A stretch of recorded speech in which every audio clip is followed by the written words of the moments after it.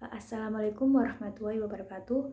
Perkenalkan, nama saya Nur Amalia Pratika dengan NIM 1120136 dari Prodi Hukum Keluarga Islam D, Fakultas Syariah IAIN Pekalongan. Video ini saya buat guna menyelesaikan tugas UAS Fikih Jinayah, yaitu menyampaikan materi tentang jarimah hudud, kisos dan diyat, serta reformasi dan positifikasi hukum Islam di Indonesia. Baik, kita akan mulai satu persatu. Materi yang pertama yaitu jarimah hudud. Jarimah hudud adalah jarimah yang diancam dengan hukuman had.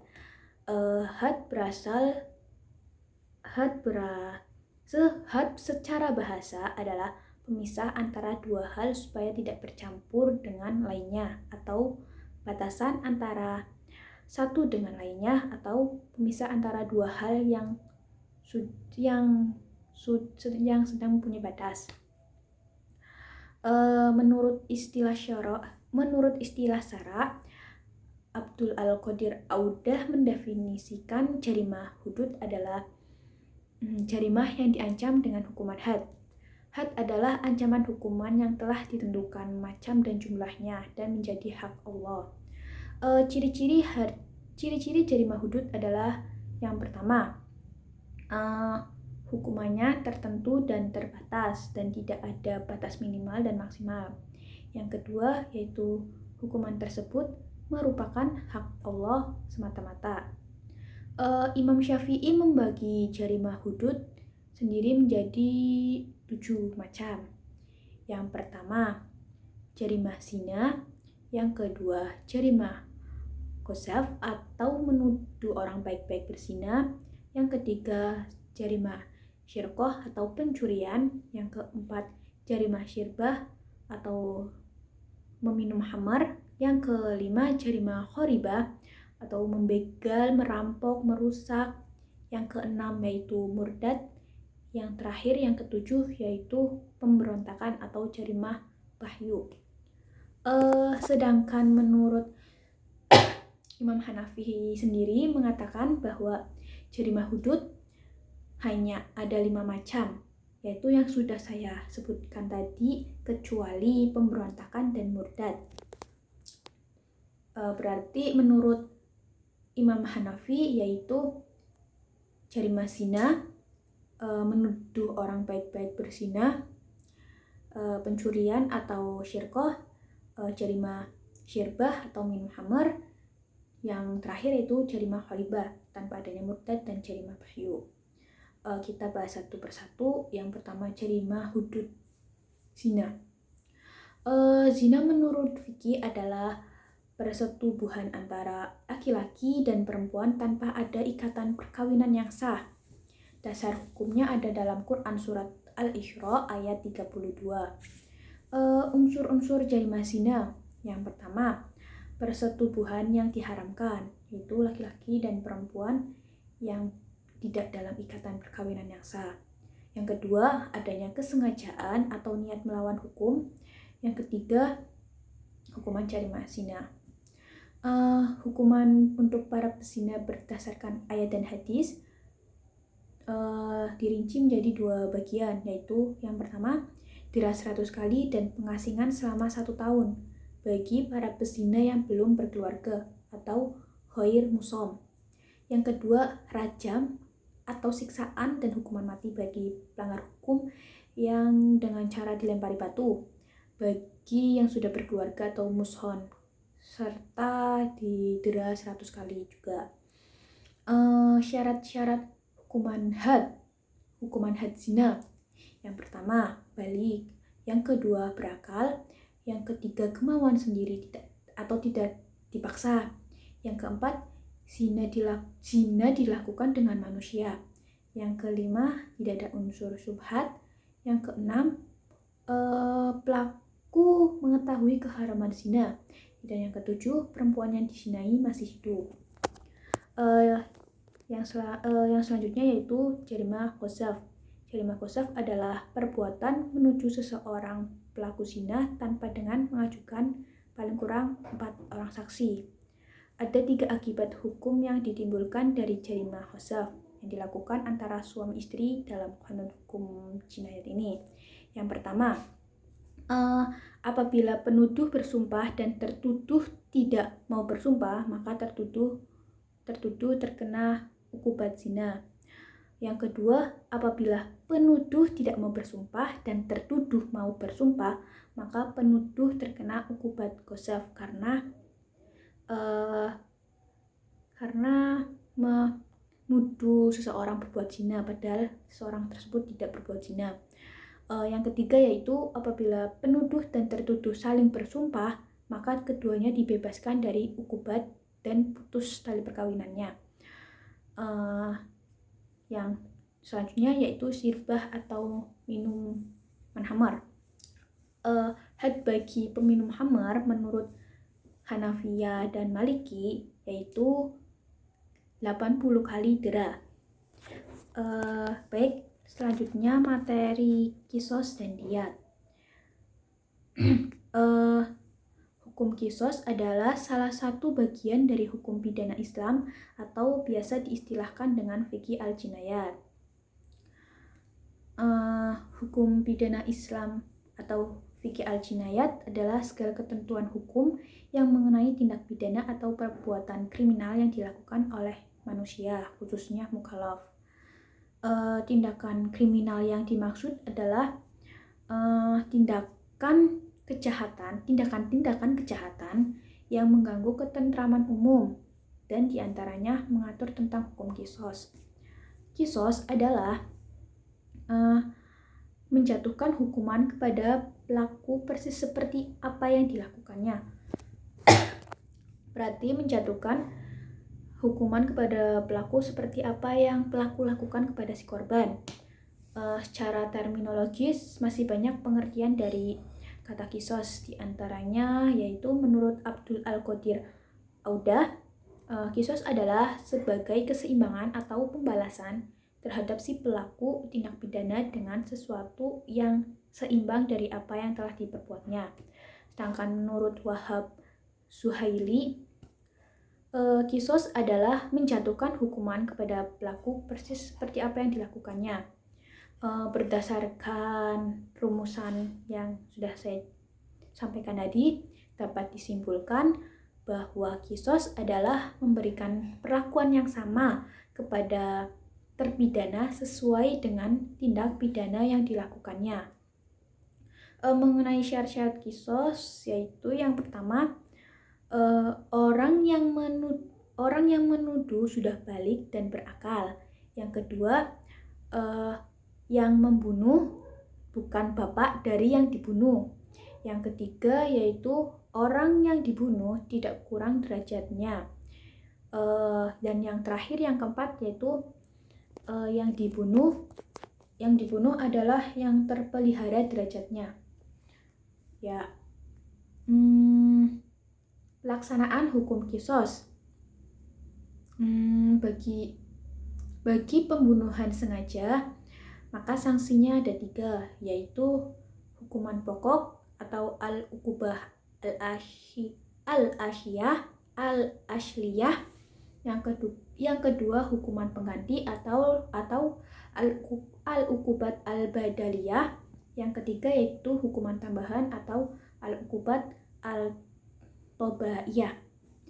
Secara global, pembunuhan dengan sengaja wajib terkena 3 perkara, yaitu dosa besar, dikisos karena ada ayat kisos. Yang terakhir yaitu terhalang menerima warisan karena ada hadis yang berbunyi orang yang membunuh tidak mendapat waris apapun. Yang selanjutnya, yang kedua yaitu bagi pembunuhan yang seperti sengaja, maka sanksinya ada 3, yaitu hukuman pokok, hukuman pengganti, dan hukuman tambahan. Hukuman kisos dapat dihapus karena hal-hal berikut ini, yaitu hilangnya tempat atau bagian yang dikisos, pemanfaat pemaafan atau adanya permohonan maaf antara pelaku dan korban. Yang ketiga, perdamaian antara pelaku dan korban. Yang keempat yaitu diwariskan hak kisos. Selanjutnya yaitu diat. Diat secara terminologi syariat adalah harta yang wajib dibayar dan diberikan oleh pelaku jinayat kepada korban atau walinya sebagai ganti rugi disebabkan oleh jinayat yang dilakukan oleh si pelaku kepada korban. Definisi ini mencakup diat pembunuhan dan diat anggota tubuh yang dicederai atau penganiayaan. Sebab harta ganti rugi ini diberikan kepada korban bila jinayatnya tidak sampai membunuh korban, dan diberikan kepada walinya bila korbannya terbunuh. Jadi bila korban masih hidup, diat ini diberikan untuk korban. Jika korban sudah meninggal dunia, maka diat ini diberikan untuk walinya. Jadi diat adalah jumlah harta yang dibebankan kepada pelaku karena terjadi tindak pidana pembunuhan atau penganiayaan yang diberikan kepada korban atau walinya. Dalam definisi ini disebutkan bahwa diat adalah denda atau suatu harta yang wajib diberikan pada ahli waris dengan sebab melukai jiwa atau anggota badan yang lain pada diri manusia. Ya intinya itu diat itu adalah denda ganti rugi seperti itu. Diat sendiri itu dibagi ke dalam dua macam. Diat dibagi ke dalam dua macam, yaitu diat muhaladah dan diat muaffafah. Diat muhaladah adalah denda disebabkan karena membunuh seseorang yang merdeka Islam secara sengaja. Sedangkan diat muaffafah yaitu disebabkan denda yang disebabkan karena pembunuhan seorang Islam tanpa disengaja. Materi yang terakhir yaitu reformasi dan positifikasi hukum Islam di Indonesia. Makna dan konsep reformasi hukum Islam yaitu konsep reformasi dalam Islam identik dengan islah, yakni memperbaiki dan menyempurnakan sesuatu yang belum sempurna, termasuk mengganti yang usang dan rusak. Kata islah berasal dari kata aslaha yang berarti lawan daripada kata rusak atau fasad. Dalam Al-Quran, istilah ini sering dikaitkan dengan perbuatan yang merusak dan perbuatan yang buruk. Masalah-masalah hukum yang perlu direformasi atau diperbarui adalah hal-hal sebagai berikut. Yang pertama, manhaj ilai, baik tentang akidah, syariah atau akhlak untuk mengatur hubungan manusia dengan Tuhannya dan hubungan antar sesama manusia. Yang kedua yaitu pemikiran terus maju, iman dan Islam yang telah menjadi baru sesuai dengan perkembangan zaman. Selanjutnya yaitu positifikasi syariah atau hukum Islam di Indonesia. Yang pertama, perkawinan dan kewarisan. Bidang hukum perkawinan dan kewarisan bidang hukum yang sensitif. Keterkaitannya agama dan adat masyarakat. Hukum perkawinan Islam dan hukum kewarisan diakui secara berlaku dengan cara ditunjuk oleh undang-undang. Secara tegas menyebutkan bahwa perkawinan dinyatakan sah jika sesuai dengan hukum agamanya. Bermakna perkawinan bagi umat Islam dianggap sah jika dengan hukum Islam. Selanjutnya yaitu pengelolaan zakat dan wakaf. Undang-undang pengelolaan zakat sekaligus memberi makna bahwa zakat di Indonesia bukan sekedar pelaksanaan ubudiyah yang sifatnya hanya ritual keagamaan. Lebih dari itu, pelaksanaan zakat merupakan bagian dari produk hukum positif yang seharusnya dapat ditertibkan melalui perangkat negara. Selanjutnya yaitu penyelenggaraan haji. pelaksanaan Undang-Undang Nomor 13 Tahun 2008, penyelenggaraan ibadah haji dianggap baik karena sudah memisahkan fungsi pengawasan penyelenggaraan kepada komisi khusus dengan mencantumkan cara eksplisit pasal 12 sampai pasal 20 mengenai Komisi Pengawas Haji Indonesia atau KPHI. Yang keempat, yang selanjutnya yaitu faktor peluang dan tekanan positifikasi hukum Islam di Indonesia. Dalam positivisasi hukum Islam ada 3 faktor penting yang berpengaruh sebagai peluang dan tantangan, yaitu faktor politik, faktor filosofis, dan faktor sosiologis. Yang ketiganya saling berkaitan dalam membentuk sistem hukum dan politik hukum dalam membangun hukum nasional. Membicarakan peluang dan tantangan positivisasi hukum Islam di Indonesia berarti membicarakan 3 persoalan hubungan antara agama, hukum, dan politik dalam sistem ketatanegaraan yang memiliki keterkaitan berkelindan saling melengkapi antara ketiganya. Persoalan penting yang terkait ketiganya adalah mempertimbangkan sisi tertentu yang menjadi faktor utama dalam tatanan hukum Indonesia, seperti politik, sosial, serta ragam pemikiran yang berkembang dalam masyarakat. Selanjutnya yaitu positivisasi hukum Islam dalam pembinaan hukum nasional di Indonesia. Indonesia seperti negara berkembang lainnya ya teman-teman, selalu berusaha menjalankan pembangunan hukum nasional. Perubahan politik memasuki era reformasi akan mengalami perubahan yang cukup mendasar. Kebijakan hukum nasional juga politik hukum nasional juga berlandaskan pada garis-garis besar haluan negara atau GBHN tahun 1999 yang merupakan produk era reformasi. Dapat dipahami bahwa pembangunan hukum nasional secara garis besar bersumber pada hukum adat, agama, dan dari luar, khususnya dari dunia barat.